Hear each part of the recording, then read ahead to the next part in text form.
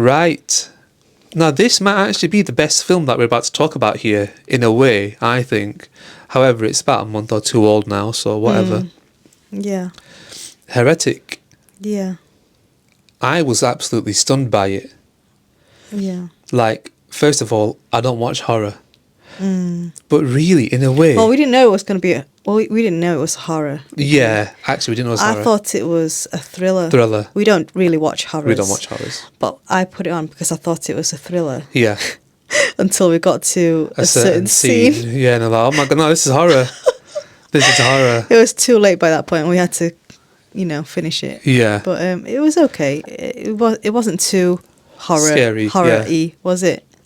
It was still watchable. Wasn't too horrific. Yeah. Yeah. So do you know what the word heretic means? Not really, no, actually. I think it's some kind of... For me, it brings up words like rebel, rebellious, one who breaks rules, goes against things. As far as I know, that's a heretic. I have heard it in like debates and stuff. Heretic means a person believing in or practicing religious heresy. Oh, wow. So it's specifically around religion as well. And what's heresy, though? Oh, gosh. I know. Heresy is... One second, let me get the dictionary Yeah, have a look. definition. Heresy, belief or opinion contrary to orthodox religious, especially Christian doctrine. Okay, so going away from like orthodox beliefs and things. All right. Well, in a way, like challenging, isn't it? Like challenging these beliefs and stuff, or doing different.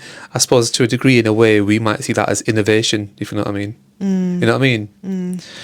But I think this is further than innovation. This is like maybe flying in the face of things as a heretic. Yeah, interesting. So I didn't actually put that together, because had I put that together, I would have thought, yeah, okay, there's going to be a religious aspect or slant in this film, which I didn't know about until I actually started and we started to go down things.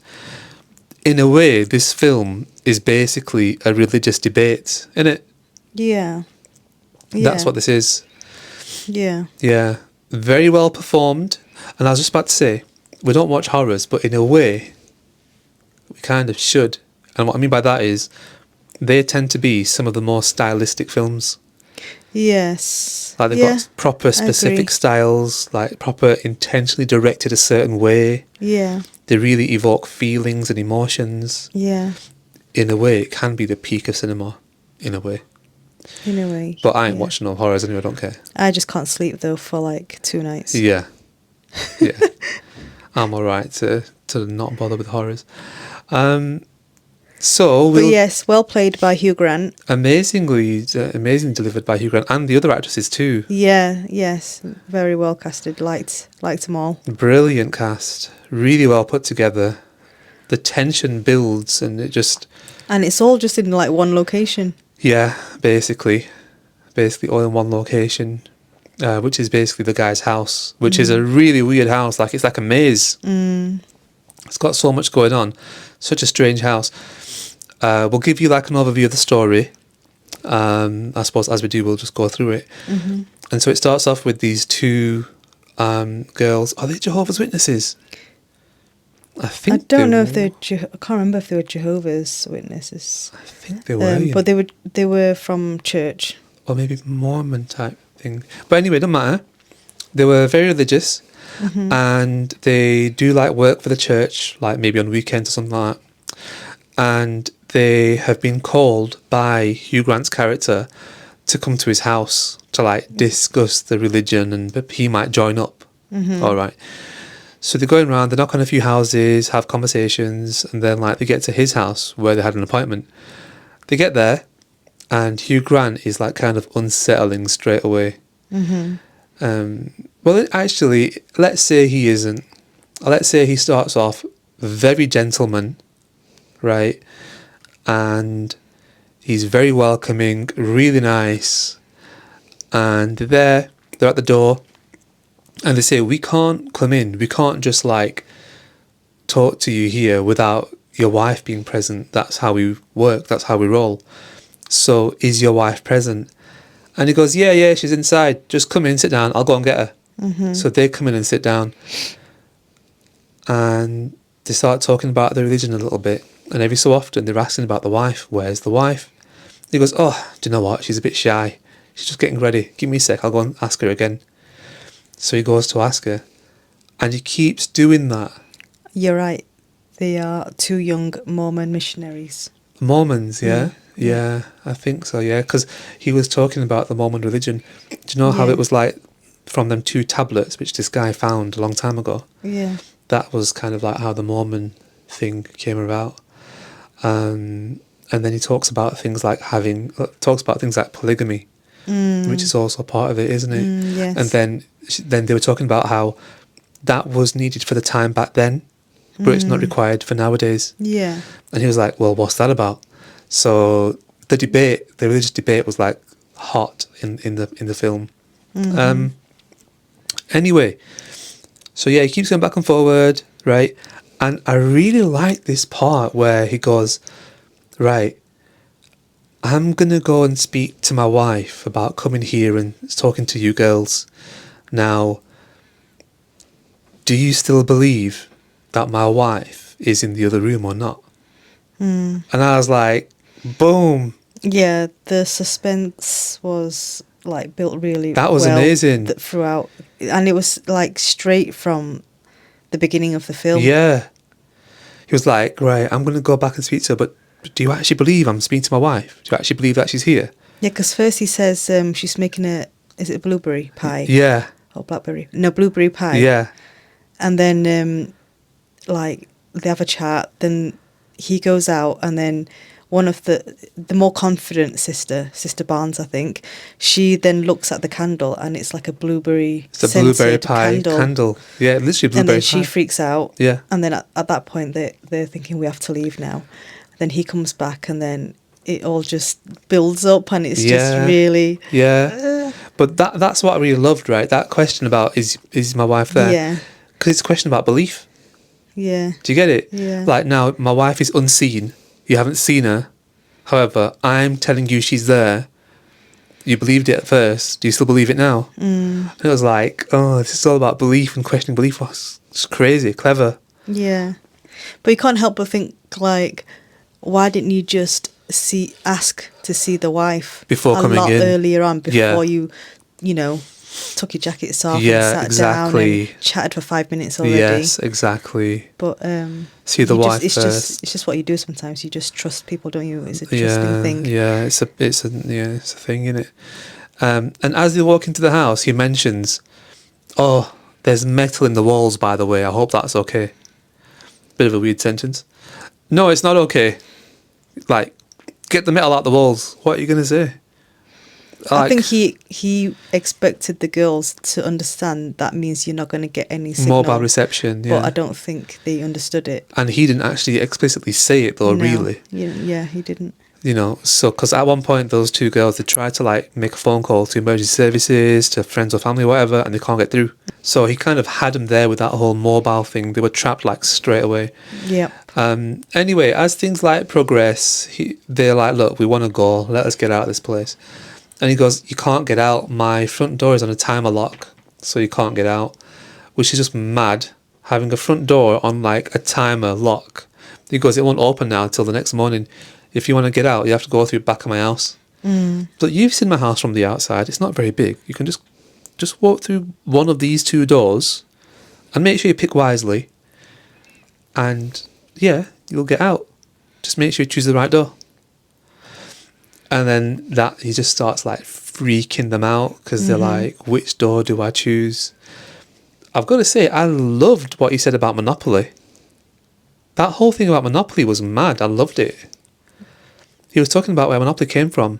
Oh. And he was talking about, like, how basically Monopoly was older than Monopoly that we know about today. It had a different name. Landlord's Game or something? Yeah, something like that. Yeah. And how the idea was basically stolen. And he's going down the road of marketing. Yeah. Whoever is the better marketer is the one who basically wins. Yeah. And he's kind of arguing, in a way, about religion in the same way. Like that, yeah. Like, it's about marketing and who markets it right and blah, blah, blah, blah. But yeah, like, Great writing, really well put together character. The film, in a way, moves kind of fast, doesn't it? Yes. Yeah. Yeah, it does. The pace was good. Because by this point, we were already like freaking out, like, what's going on? And the next thing you know, they're going down through one of the doors and they're going down to the basement, which is where it turns into a horror film. Yeah. Yeah, because get down there and there's this like really weird looking woman, like she's zombified, in it. Yeah. And he tries to make these two girls believe in a miracle, and so he like kills the lady. And then while there's a whole panic going on, he switches that lady for another, like he's got a collection of them, and he has. And he's trying to make the girls believe that they're alive, type thing. And then the girls are smart enough to realise that this is not real, and then they basically solve it. One of the happy ending in the end, in a way, but one of the girls dies, of course. Yeah. But yeah, again, really well put together, great film, Yeah. great performances, great cast. Yeah, and so he's got these women in the background and stuff, and it just went a bit strange. But overall, though, great performances and stuff, wasn't it? Yeah. It was nice to see Hugh Grant in a film that was, you know, a little bit scary, Yeah. creepy. Yeah. You know, not his usual charming British, Yeah. funny, sarcastic characters. Yeah, brought on the different aspects, like the British gentleman that he normally plays. And he's kind of, as of late, got roped into like a weird Guy Ritchie box as of late.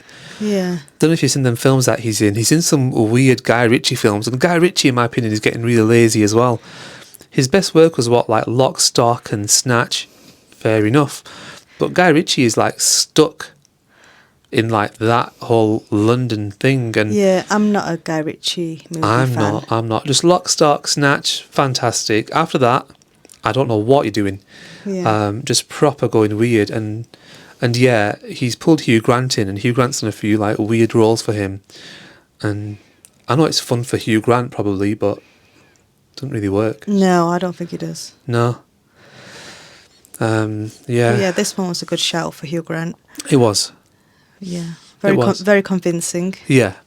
It looked like hard work in the sense that he had to really perform in this. Yeah. It wasn't just like a lazy he film. actually had to act. Yeah.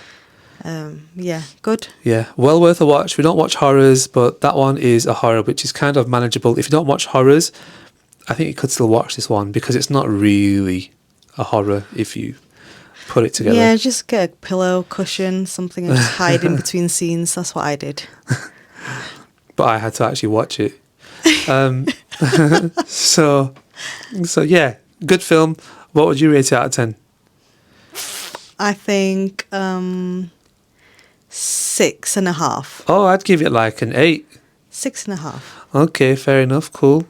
Yeah. I liked it. I liked some of the things in it. Yeah, I liked the film up until the basement scenes. Okay. That was a scary basement. Yeah, not because it was like, you know, really scary and like creepy or whatever, but I felt like that bit was a bit too long. Oh, okay. All right. And like, I feel like the suspense building all at the beginning of the movie was like the best bit. Oh, yeah, it was. I feel like that was really good. It was. Really, really well executed. Yeah. All the question marks, what's happening? Yeah, like you didn't want to blink. You were like, oh my God, what's going to happen? What's she going to do? They can't call anybody. Yeah. He's not coming back. That kind of thing. Yeah. What door are they going to go through? Yeah. And it was like one door was, if you still believe in God, go down this door. Like go through this door. If you don't believe anymore, then choose the other door kind of thing. And it was like that choosing the, you know, like the decision making they had to go through, and they were panicking, and one sister was more confident and the other girl was less confident, weren't she? She was a bit more like scared and shy. Let's just do what he says. Yeah. Let's go along with him. Yeah.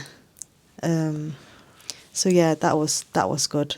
Up until then I thought it was really good. Yeah. And then it was still good, you know, down at the basement. scene, but I just enjoyed it. Just at on the doors first. bit, you were saying, make sure you choose the right door. Yeah, And she was like, okay, that's the door on the right then. yeah, Do you remember? yeah, What a weird thing to say. Make sure you choose the right door. yeah, That was just crazy. yeah. Did you like how quirky the house was and how it got like quirkier as you went along? Because the house kind of got weirder and weirder. Yeah, it was weird. I like that. Not really. I like that because it was simple at the start. Yeah. Weird things like metal on the door. Metal mentioned straight Yeah. away. But then it just got quirkier and quirkier and weirder. And the next thing, there's doors everywhere and passageways and stuff. We were thinking why the co-worker didn't come back for him, didn't we? Like that. The Like the priest guy, dude or whatever. who came knocking, Yeah. looking for the two girls, and then he didn't come back. Yeah. It's because he moved their bikes. Yeah. So that was a good detail too, that the bikes had been moved. Yeah. But also, I felt like his address was noted, wasn't it, at the church? Yeah, that's why the man came and knocked on the door. Yeah, but like that makes me think that there's a problem with that address. That's why he came. Yeah. So you'd think that if there's a problem at that address, you wouldn't send girls out to that address. No. No? It was noted as in like appointments for the day. Oh, right, okay. Yeah, and I think they had multiple. So they went to, cause that's why he went to multiple houses. Has these people come over to your house? Has these one come to your house? So there was multiple addresses. Now that's a problem because they could have been abducted at any of the addresses. So that's why he's kind of stuck. Okay. Yeah. Okay. Yeah. It wasn't noted as a problem, it was noted as an appointment. Okay. They just shouldn't have done it like that. It should have been maybe... But then if it was just an appointment, then why was he looking for him? Because Just they hadn't come back. Hadn't come back. Okay. Yeah. Okay. Fair enough. I know. But yeah, loved it. In my opinion, I loved it. I'd recommend it. Performances are brilliant and just a crazy film. Good film. And that's that one. The next film is Sting.